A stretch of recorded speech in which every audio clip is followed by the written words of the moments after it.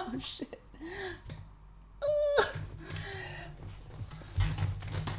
What's up, internet? My name is Wish. Welcome to my channel. I'm so happy you're here. It's my first video. Thank you for clicking. I'm so happy you're here. And if you're here, that means you want to be a witch, which is so exciting. I'm happy to be part of that journey for you. Or maybe you just want to know more about what it means to be a witch, and you are just as welcome. So with that, let's go ahead and get into it. I did think that we could start this video with an oracle deck reading. And if you don't know what an oracle deck is, it's similar to a tarot deck, but oracle decks focus on messengers and guides. They can bring in a lot of animal medicine. It just depends on the deck. In my experience, oracle decks bring your attention to what you need to be mindful of or focus on in the moment right now. So we're going to do that for our video today. And hopefully it resonates with you. Take what resonates, leave what doesn't. I'll say that a lot. The whole thing just fell on the floor, so you won't see that because of editing. But let's go ahead and see what the message of this card is. I mean, surrender to the flow is pretty straightforward, but we're going to read it anyways. Oh, it's 44. It's not 11. Come on, Wish. Okay. So, surrender to the flow. Through choice and action, you can steer the course of your life, but sometimes a need to control every outcome can have you caught up in a whirlpool instead of moving forward. You may move in the direction of your choosing, but it may not be the direction in which you need to journey. So loosen your grip, surrender yourself to the flow, and trust that you will find yourself exactly where you need to be. What a message to begin the journey. I love this because that is an integral part of witchcraft.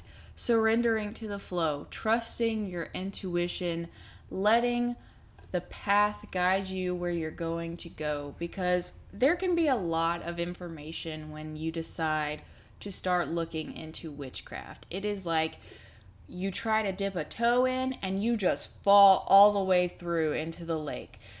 And it can be really overwhelming. So finding something that you like, going with that, and then just seeing where that takes you is, in my opinion, the best and easiest, most organic way to begin this journey. So I encourage you to surrender to the flow. Let it come naturally. You're here for a reason, so trust in that. You are watching this video for a reason. You have already begun to answer the call. Trust yourself, trust your power, and that said, let's get into the video. But first, coffee, because I had an awful migraine this morning, so I'm trying to shake that with coffee.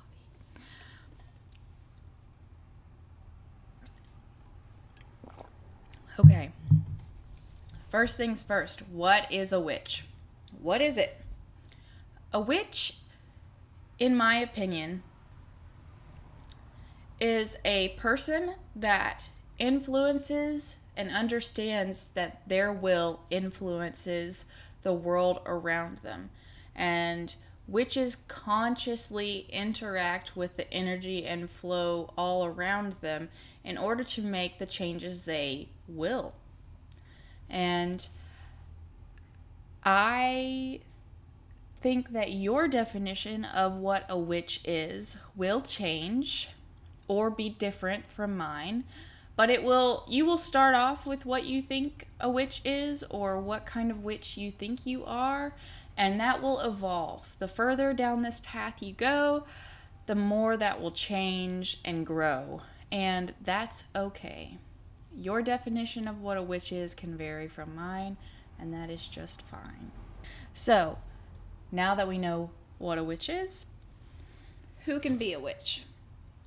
And I love this question because I think it's silly, not because I think that not knowing something is silly, but because I personally believe that everyone has done witchcraft in some form or fashion. And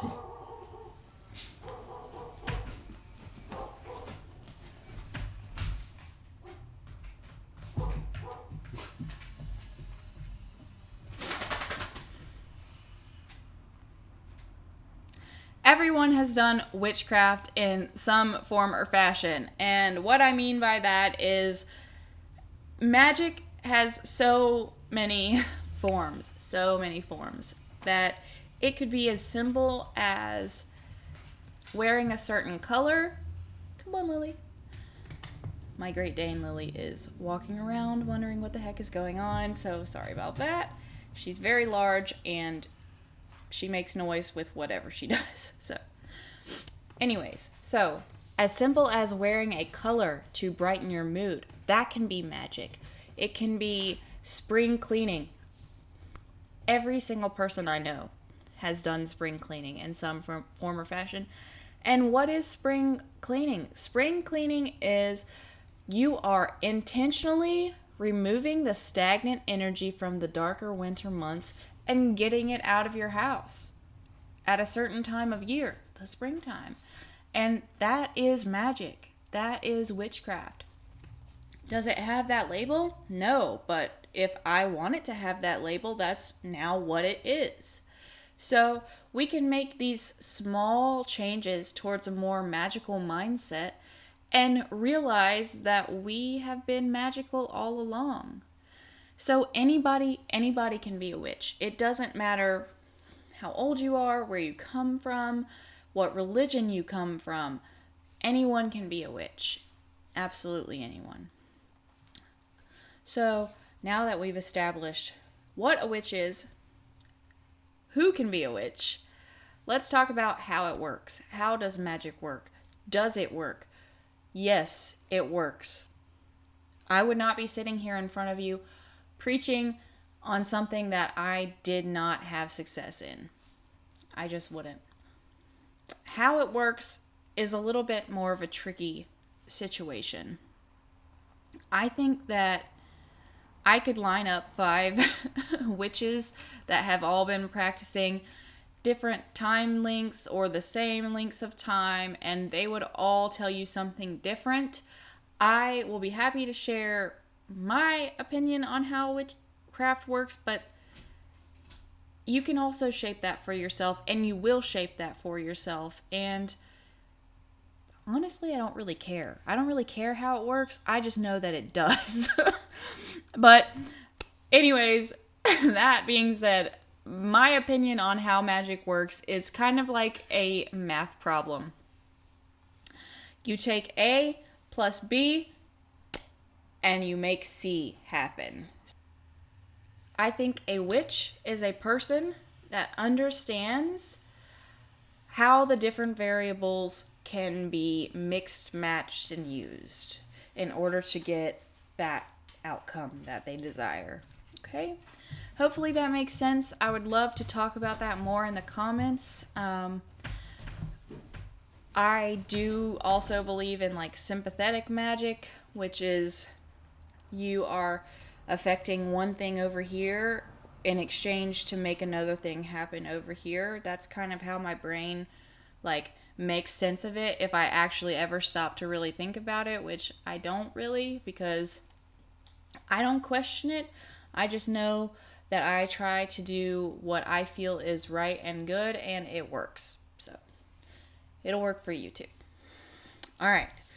Now that we've established those things, let's get into the 4th question, which is, are Wiccans and witches the same? And no, they are not synonymous. Wicca is a religion. It is deity-based. They believe in a feminine and male aspect of spirit or God. And witchcraft doesn't have to involve deity at all. It certainly can, and it can be very useful and fun to bring that into your practice, but you don't have to by any means. All right? And I will be doing a all about Wicca video further down the line. I actually have been a practicing witch for 16 years, and I recently decided to claim the title of Wiccan 2 years ago. So I would love to do a video on all about Wicca, specifically the Wiccan religion, and why I have chosen to be one.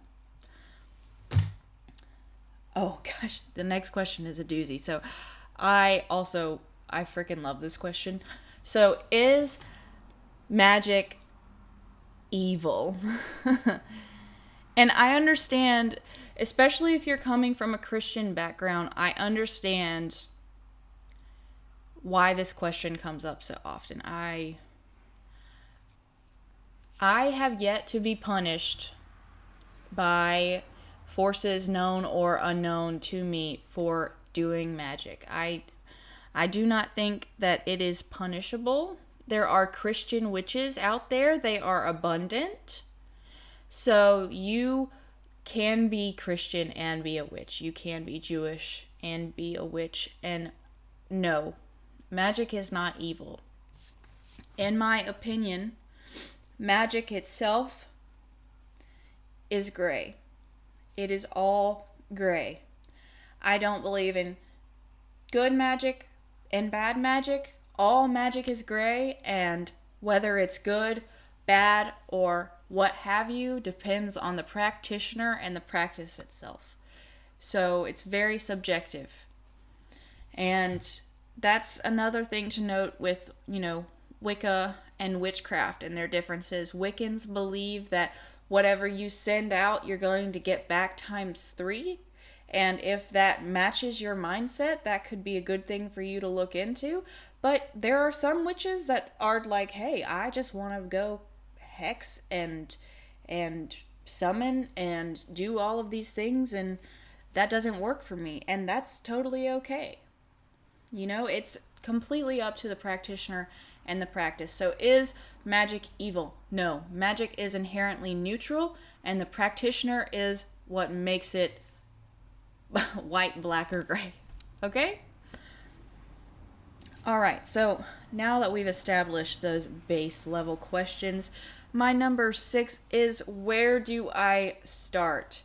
And this is a hard question on different levels because there are so many places to start, and it can be very overwhelming, like I mentioned earlier. So the best place to start is wherever you feel called to.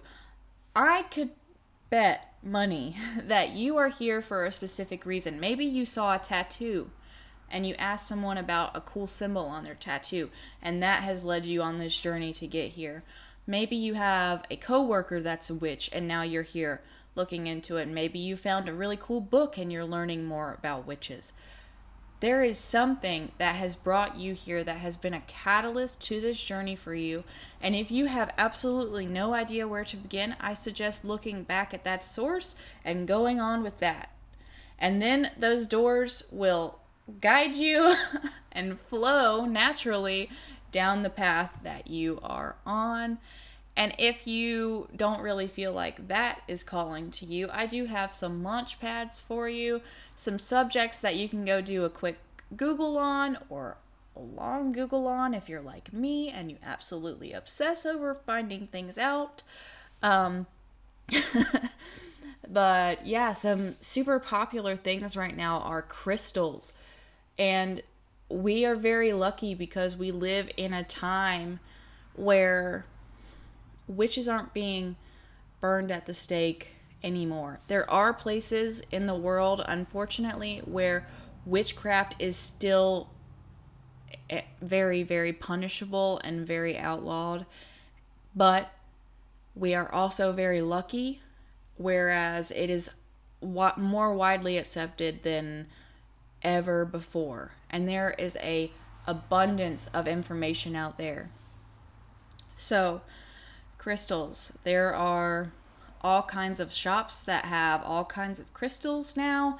You could find one crystal that really calls to you and examine everything about that crystal. What color is it? What are the associations with that color? How is that crystal made? What animal spirits are called to this crystal? What deities use this crystal? What are some common magical uses for this crystal? Where does this crystal not grow? I mean, I guess some kind of grow. Where is this crystal formed naturally? Where does it come from? What kind of magic is practiced there? That's just an example of like the humongous umbrella that is crystal magic. So maybe you could start there if that's something that interests you.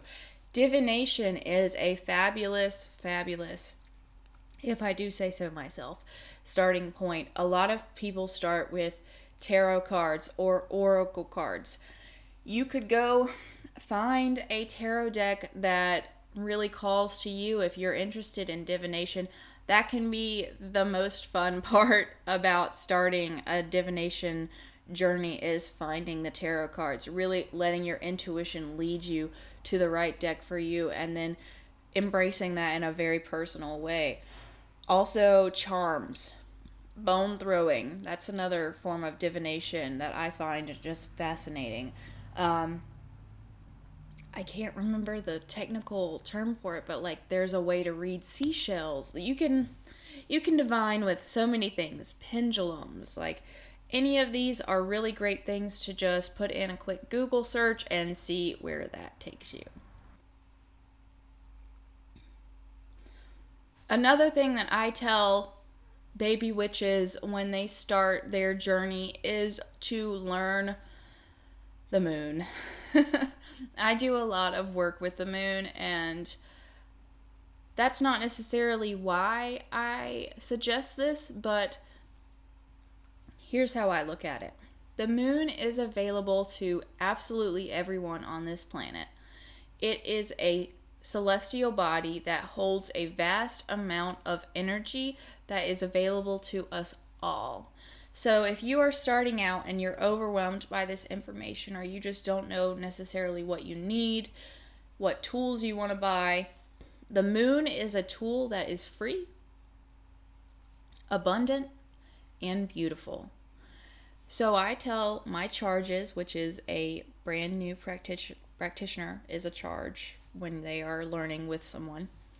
I tell my charges that they need to begin at the beginning of the month, and every night go out and spend some time with the moon. I suggest going out and gazing at the moon for 5 minutes a night. If it's cold, then maybe stay inside and have some tea and gaze out the window at the moon. But go spend some time with her every night, every day for a month. Observe, what phase is she in? How bright is she? What stars are out right now if you're into that sort of thing? But even more than that, observe how you feel when you look at her. What emotions does the moon strike within you?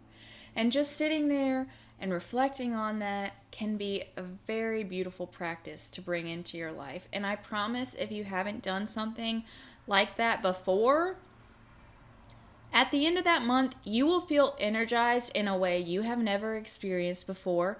It will empower you personally, it will empower you physically, and you will be changed, but in a good way.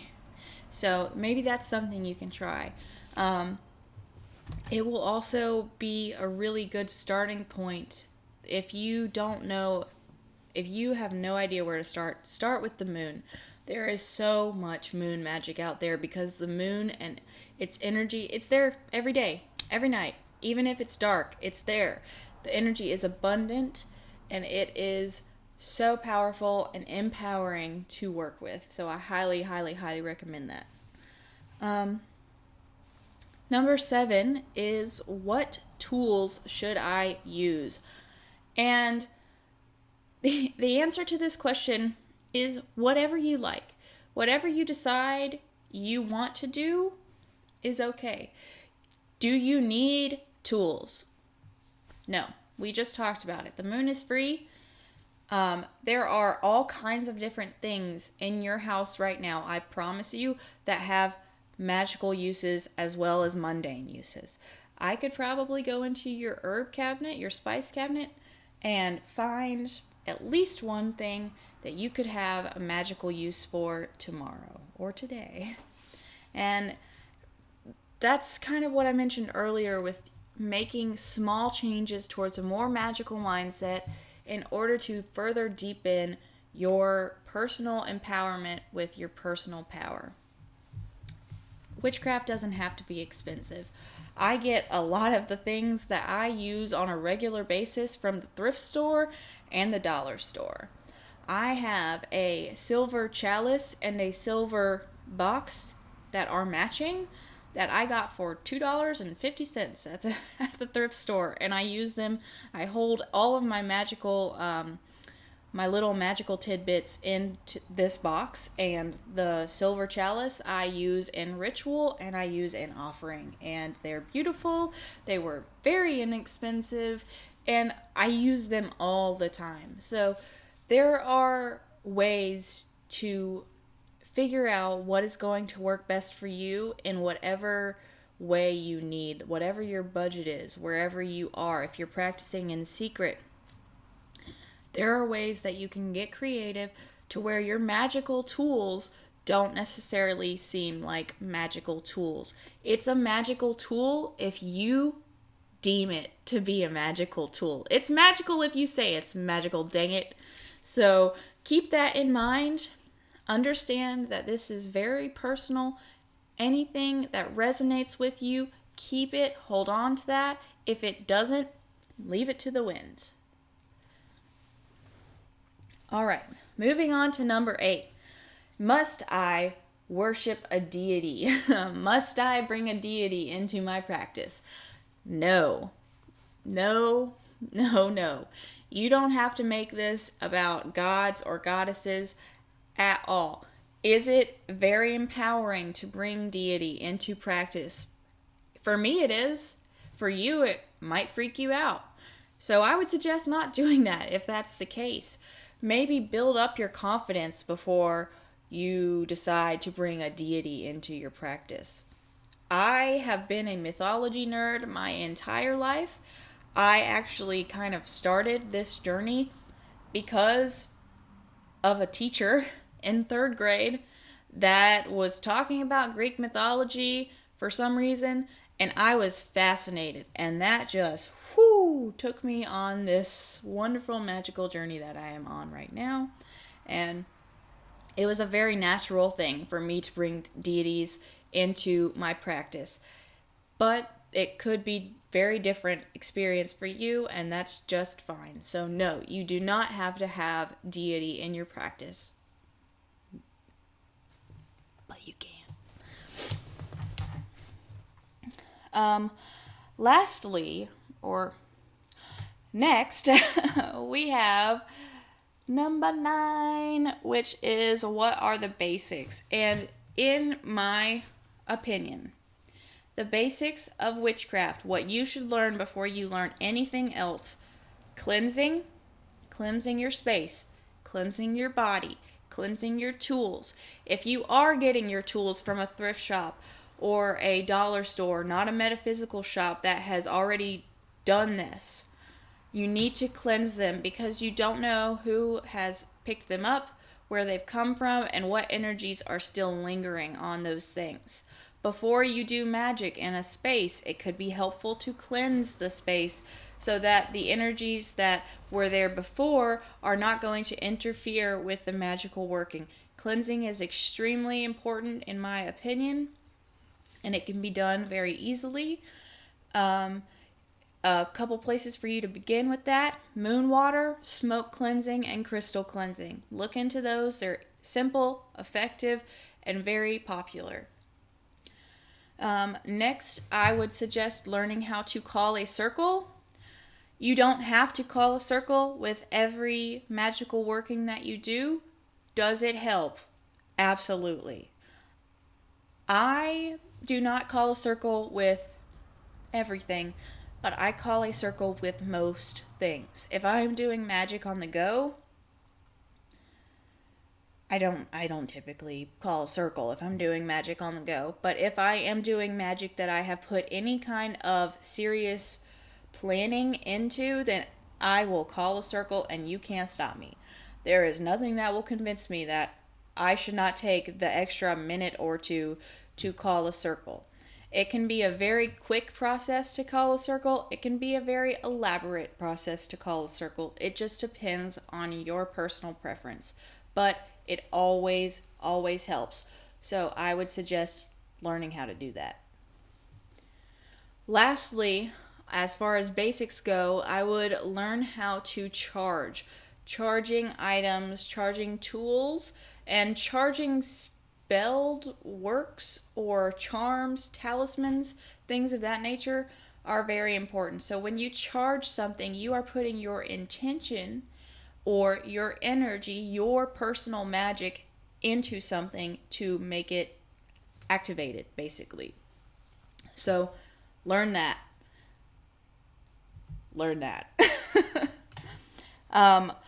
All of these things, though, everything that you're doing with charging, cleansing, calling circles, none of that matters if you don't have a clear visualization and intent behind whatever action you're doing. Intent and visualization are everything with magic. Absolutely everything. You cannot go into a magical working thinking, I'll see if this works. No. The magic has already begun working the second you choose to do it. Whether that be last week or right now. Okay? So just keep that in mind. Start working on making small changes towards a more magical mindset, and this will come more easily to you. While we're on that subject, small changes to a magical mindset doesn't have to be hard. Instead of taking a shower, you can be cleansing yourself of the energies of the day. You're stepping into a sacred space, which is your bathroom or your shower. You're letting this sacred energy from the earth, this substance from the earth, the water, remove those energies that you do not need there so you can do whatever it is you need to be doing, whether it's sleeping or otherwise, cleansed and with your own energy fully aware in your body. You see what I mean? It's making a small change towards a more magical mindset. These things empower you in your own personal practice, and they help you grow confidence, which is essential in going further down the witch's path. It could also be so counterclockwise and clockwise are useful tools in magic. Some people believe in them, some people don't. I do. So say you're cooking a meal and you are imagining a goal that you want to achieve by the end of the week. And while you're stirring that food, you are stirring it clockwise to bring it to you because you're bringing it in towards yourself. Or on the opposite side of things, maybe you want to get rid of a bully or a negative self-thought, right? And you imagine yourself pushing those negative thoughts away or that bully leaving you alone while you stir the food in a counterclockwise rotation because you're pushing it away from you. Small things like that can really help you to just kind of start to shift your life into something different and more magical. All right, so my 10th question is, do I need an altar? And the answer is no, you don't need an altar. Should you have an altar? Not necessarily. Is it super duper fun? Yeah. Altars are probably my favorite part of witchcraft because I change it so often. I actually have multiple altars usually. I have a small one in the window that I will do certain kinds of magical workings in. I have a altar for the season or holiday that is happening at the time. And then I have a more personal altar that honestly can take all kinds of different shapes. Sometimes I put deity on this altar. Sometimes it's more of a shadow work type thing, which we can talk about later on in a separate video. It really just depends. Altars can be whatever you'd like for them to be. There is no right way or wrong way to set up an altar. It is just a designated space with energy associations via color or objects or something else that correspond to whatever energy you are wanting to work with at the time. For example, Easter is coming up. If you celebrate Easter, or if you are planning on celebrating the pagan holiday of Astara, you could create an altar that has all bright Easter colors on it, pinks and greens and blues. Maybe you go to the dollar store and get some of those little plastic eggs and you make a spell with those little eggs on the inside. Maybe you put some money and you make a money spell, or maybe you just like the decorations. Maybe you put a fluffy stuffed bunny on your altar. Maybe you draw a picture of a beautiful spring day and you put that on your altar because you want to welcome in the fertility of the season. It could be whatever you want. A lot of witches share their altars on the internet. So if you're looking for inspiration or you're just kind of still confused about how to set it up, that could be a great place to start. There are lots of wonderful witches that do absolutely wonderful things with their altars, and I highly recommend going and honoring that practice for just a moment, even if you don't want to start an altar, because they are freaking cool. All right, lastly, my 11th question that I get the most by far is, can I do magic today? The answer is yes, absolutely. You probably already done something magical today. Chances are. But yes, if you want to do spell work and you can't wait to get into it, I have some things for you, some beginner things that you can try today.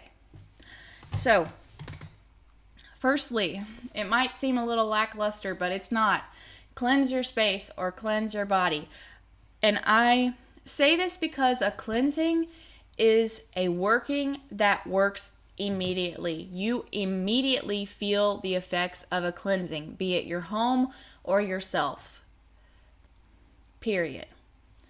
And the reason that I suggest you do that today is because feeling that energetic difference, especially if you're cleansing your home, it can be extremely empowering because it's an immediate gratification magical working, in my opinion.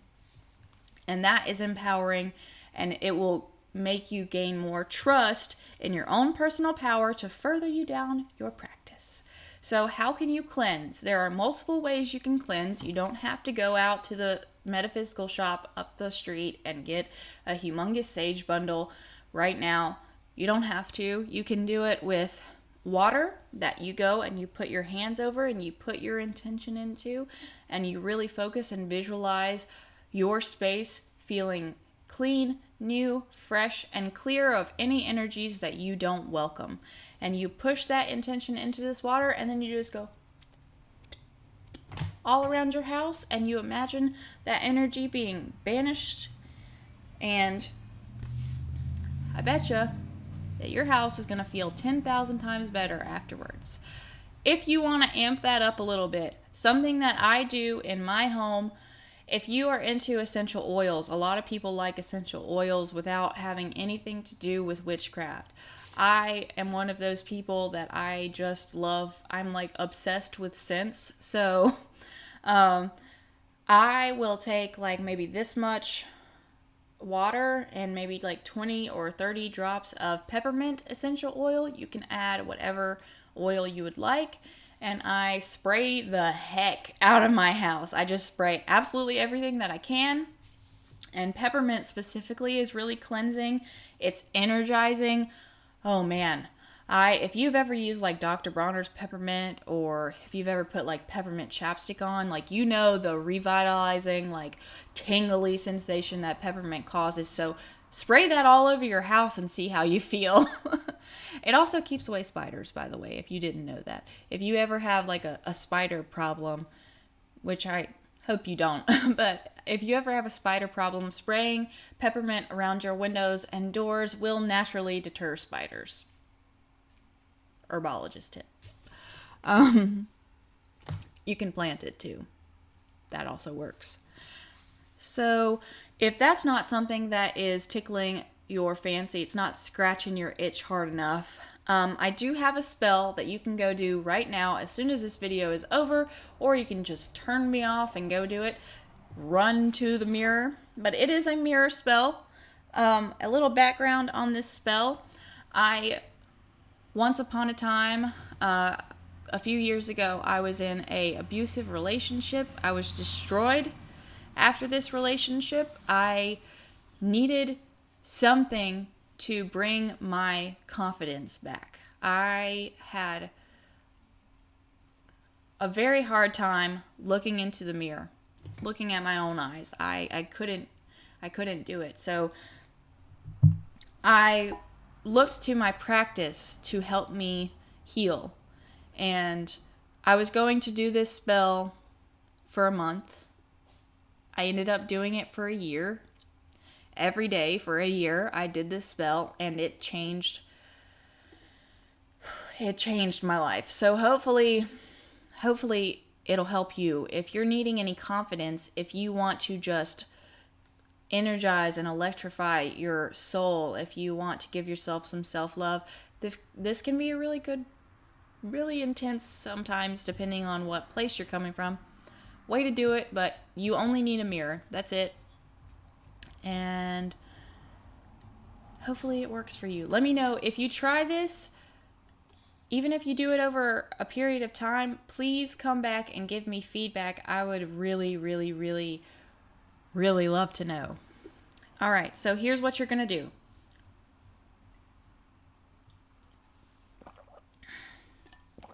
Caffeine. So you're going to ground yourself. You're going to meet your gaze when you feel like the time is right, when you're confident and you can meet your gaze. And then I want you to consider your eyes. What color are they today? How twinkly are they? How is the light hitting them? And when you feel ready, you can say these words. Mirror, mirror on the wall, my magic reaches 10 feet tall. Inner peace from head to toe, I marvel at the seeds I sow. Again, mirror, mirror on the wall, my magic stretches 10 feet tall. Inner peace from head to toe, I marvel at the seeds I sow. You can repeat this 3 times if you so choose. You can repeat it 1 time if you so choose. No matter how many times you choose to repeat it, you are going to say the next part 3 times. So if you say the blurb once, you still say the next part 3 times, okay? So once you have said, mirror, mirror on the wall, my magic reaches 10 feet tall. Inner peace from head to toe, I marvel at the seeds I sow. You're going to come closer to yourself in the mirror while holding your gaze, and you're going to say, I trust myself, I know they grow. I trust myself, I know they grow. I trust myself, I know they grow. And then continue to hold your gaze. You can either breathe or allow your breath to fog up the mirror in front of you. And when the fog is gone and you continue to hold your gaze and you meet your gaze after the fog has dissipated, the spell is done. I hope that works for you. I hope I have brought light to some of the burning questions for new witches. I am so happy for you on this path. Thank you for watching this video. Thank you for being here with me. And I hope to see you again soon. Have a great day, night, whatever it may be, and blessed be.